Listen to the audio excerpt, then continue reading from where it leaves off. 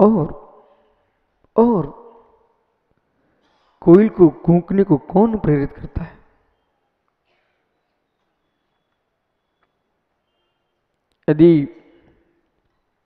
यदि विनोद लोहड़े जाकर के मयूर को कंठ को पकड़ लें और कहें भाई बोल बोल, हे मित्र बोलना ठीक है, वो उड़ जाएगा,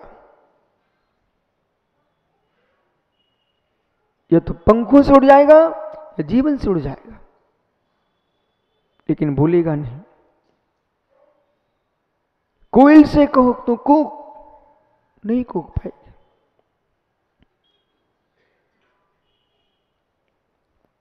पर हे मेघ, आप में हो सकते हैं कि आपके सुहावने मौसम को देख करके, बादलों की गड़गड़ाहट देख करके मयूर को स्वयं नाचना ही पड़ता है। वो मेघों की सामर्थ्य देखो। आम के बोर में इतनी ताकत है, आपकी भाषा में अंबु, आम के बोर में इतनी ताकत है, बसंत के मौसम आते ही महावीर पाटनी, है मित्र, वो अपने आप कोयल कूकने लगती है। कोयल कूकने प्रारंभ कर चुकी है तो आप समझने लगते हो कि कोयल बार बार कूक रही है, यानी कि आम में बोर आ चुके हैं और मेरे मित्र पपिया चिल्लाने लग गया है, मतलब बादल छाने लगे हैं, मौसम सुहावना हो चुका है। ऐसे तुम्हारे पास में गुण होंगे, लज्जा होगी, सुशीलता होगी, जगत के मयूर तुम्हारी प्रशंसा के लिए गगन की कोयलें कूकने लगेगी, मयूर केका की आवाज करने लगेंगे, अपने आप लोगों मुख से तुम्हारी कीर्ति फैलेगी। तुमको कीर्ति फैलाने की कोई आवश्यकता नहीं है।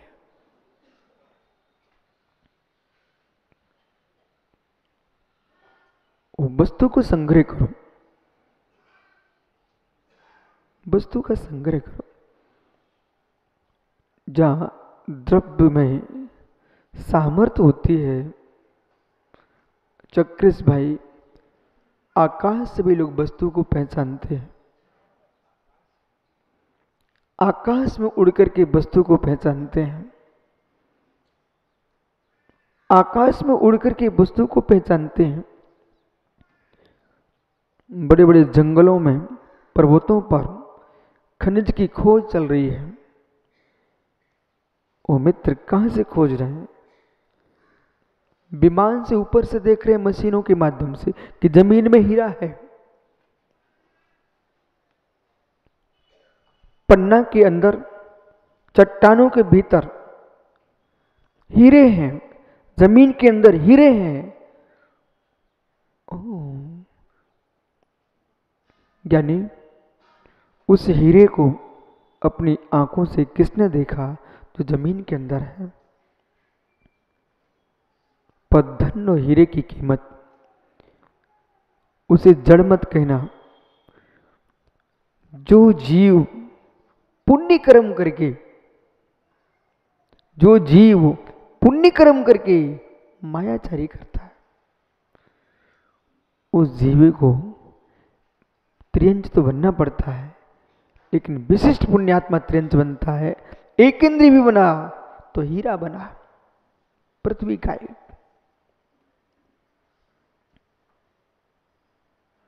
जो जीव, संजय भाई अशोक भाव से कह देना मित्र, जो जीव धर्म क्षेत्र में आकर के श्रेष्ठ काम कर रहा है, लेकिन उसके मन में प्रचंड भाव रहता है, जब जब कोई अच्छे काम हो, सबसे पहले मेरे गले में पुष्पों की माला आना चाहिए। वो पुष्पों की माला पहनने के राग में वो हर प्रकार से छल कपट करता है कि जैसे बने ललित मेरे कंठ में माला आ जाए। यानी धार्मिक काम किया है, वो माला के परिणाम तीव्र चल रहे हैं, किसी को गिरा करके स्वयं को उठाने के भाव रखता है, ऐसे परिणाम करके यदि उसकी मृत्यु होती है तो एक इंद्रिय जीव तो बनेगा, क्योंकि मायाचारी की है, लेकिन वह सामान नहीं बनेगा, वो गुलाब का फूल बनेगा,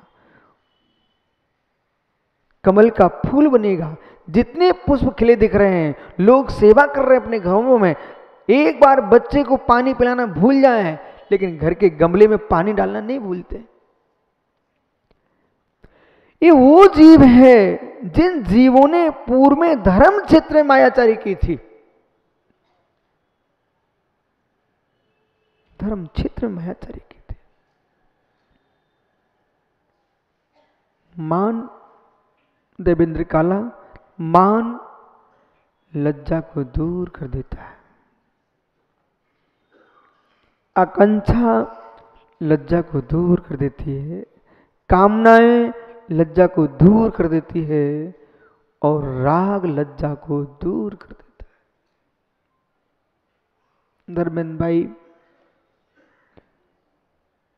सन्मति डॉक्टर, जो कभी अपने पिता से आंख उठा के नहीं देखता हो,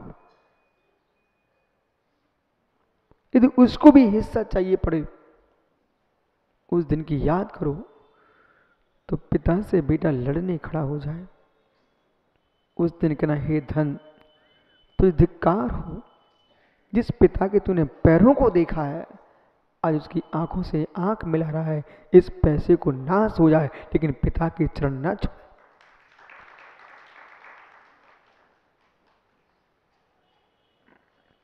अरुण पाटनी, जो पुत्र वधू घर में घूंघट डाल के आई थी, मित्र, अपने ससुर को कभी घूंघट के बाहर नहीं देखा, पर धन की तीव्रता लालसा, वो बहू घूंघट खोल करके अपने ससुर से लड़ रही है कि मुझे हिस्सा दो। सुधी श्रोताओं, बहू का घूंघट ना खुल पाए, इसके पैसे उसको अलग कर देना।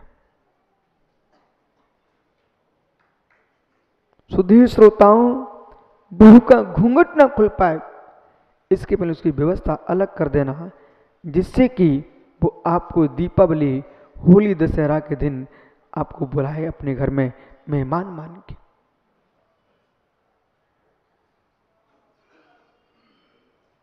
भैया भैया, जितने साधु पुरुष यहां बैठे हैं, यानी सज्जन लोग, इस बात को बिल्कुल विवेक के साथ समझना कि संपत्ति छिन रही हो, चली जाने देना, अपने भीतर की सुशीलता, लज्जा को बाहर मत जाने देना।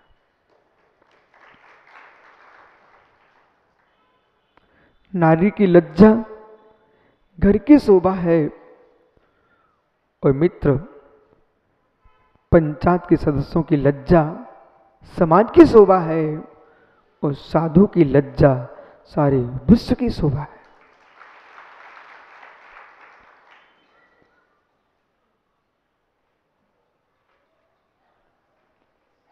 नीति शास्त्र कहते हैं, सुब्रत सागर जी, वे पुत्र पुत्रियां ही घर का नाम बचा पाएंगी जो माता पिता के कुछ कहने पर सिर नीचा करके अंगूठे से जमीन कुरेदते हो।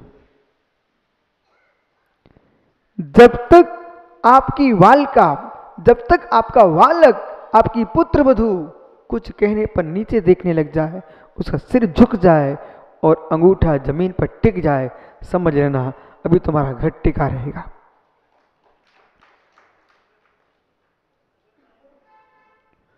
और जिसके वंश के सदस्य पुत्र पुत्रियां और मुनि संघ में साधु परमेष्ठी नीचे न देख करके गुरु का चेहरा देखने लगे, और जो जमीन पर अंगूठा टिकता था पैर का, बार बार ऊंचे नीचे हो, बस समझ लो अब घर ऊंचा नीचा हो जाएगा, संग ऊंचा नीचा हो जाएगा।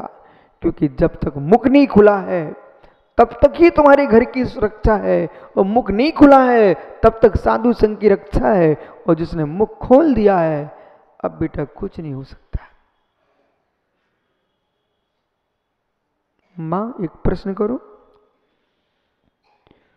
कभी कभी तुम्हारे घर में कोई अस्वस्थ होता है, वो बेचारा बार बार संडास से नहीं जा सकता, वो वृद्ध है, अस्वस्थ है, आप किसी पात्र में भी उसको मल विसर्जन करा लेते हैं, ठीक है, और ढक के रख दिया, वहां अगरबत्ती लगा दी आपने, क्योंकि लोग भी आ रहे जा रहे हैं, किसी को बुरा ना दिखे, और स्वच्छ कपड़े से ढक के रखा है। हे ज्ञानी देवेंद्र काला जज साहब, जिस घट में मल भरा हुआ है, डॉक्टर श्रीमती से कह देना है, हे मित्र, वो मल का पात्र जब तक ढका है तब तक तुम्हारे घर में कोई नहीं कहेगा कि गंदे लोग।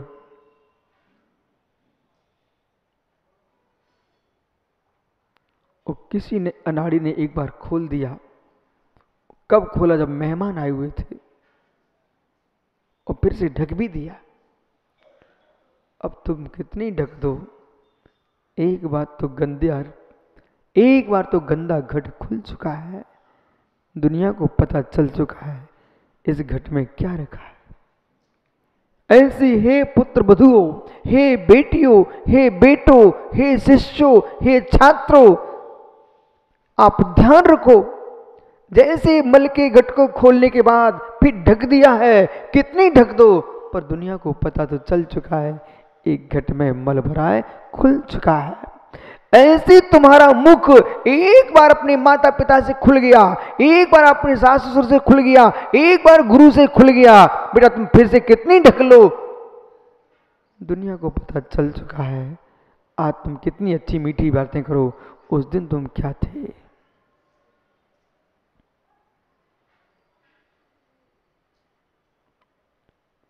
अंतिम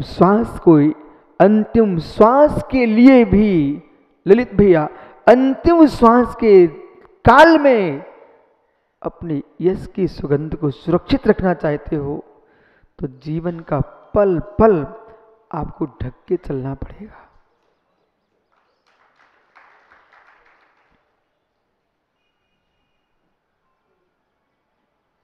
क्योंकि लोक है, कर्म तुमको छोड़ सकते हैं, लोक नहीं छोड़ सकता। इसके आगे कुछ कहो।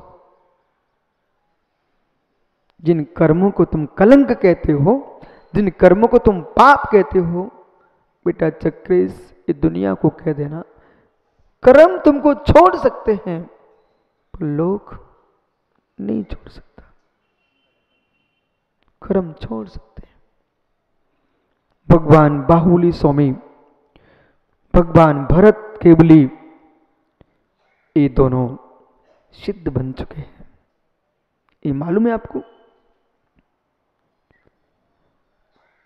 निर्धूत कर्मों का निर्धूत कर दिया उन्होंने और कलमस का नाश कर लिया उन्होंने। लेकिन मित्र थोड़ा धीरे से कहना, क्यों? यही ऋषभदेव के बेटे थे ना? क्यों? यही ऋषभदेव के बेटे थे ना?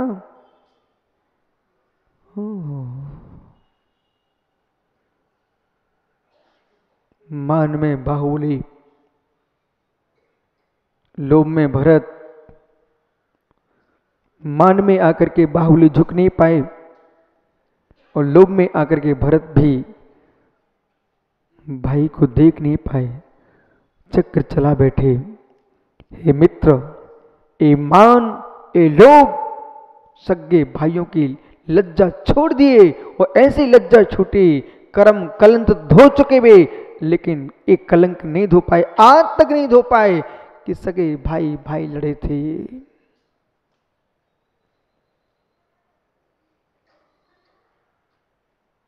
भाई भाई लड़े थे। पीयूष, ओ भाई ठोले, खड़े तो हो रहा जरा। मित्र ईमानदारी से बोलना, कल घर में क्या बना था?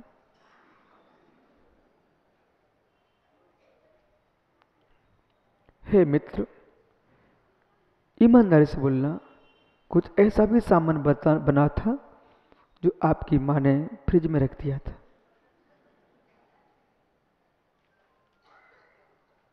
आपके घर में फ्रिज है क्या? अच्छा, बहुत अच्छी बात है। यानी 2-3 और मंगा लेना। इसलिए मंगाना कि कोई मौसम की गर्मी से सामग्री खराब ना हो जाए तो तुम फ्रिज में रख देता है। अपनी माँ, अपनी पत्नी, वंश के लोगों के लिए एक व्यवस्था करो, इनकी माथे खराब होने के पहले फ्रिज में कर दो कि गर्म ना हो पाओ।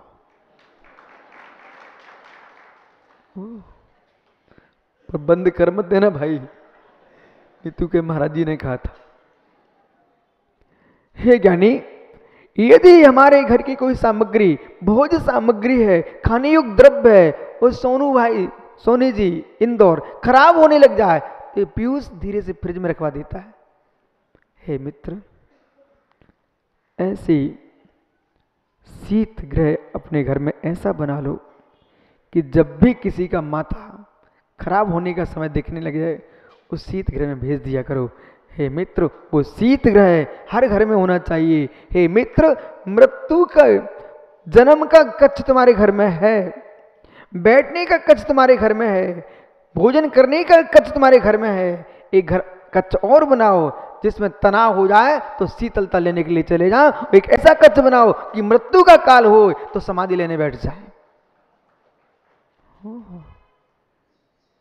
हर घर में एक उपाश्रय होना चाहिए, साधना का कक्ष होना चाहिए जिसमें गृहस्थी कोई वस्तु मत रखो। कम से कम 2 मिनट शांति से बैठ सकते हो वहां पर। एकांत स्थान जो है ये बहुत बड़ी औषधि है। आपको मेरी बात पर विश्वास ना तो अपने काका चाचा भाई कौन है श्रीमती से पूछ लेना। एकांत जो है, आदमी कितने तनाव में हो उसको बार बार समझाओ मत, उसको अकेला छोड़ दीजिए। जो अकेला नहीं छोड़ते ना वे जहर हैं, जहर। अकेला छोड़ दीजिए। पीयूष कढ़ाई पर उबलता तेल था, उसको हाथ डाल के ठंडा करना चाहता था, हाथ नहीं बचेगा मित्र। उसको हाथ डाल के ठंडा मत कर, उसको जमीन पर उतार के छोड़ दीजिए। समय दे दो, तेल ठंडा मिलेगा आपको। ऐसे मित्र जिनके तेल उबल रहे हो कसाई के,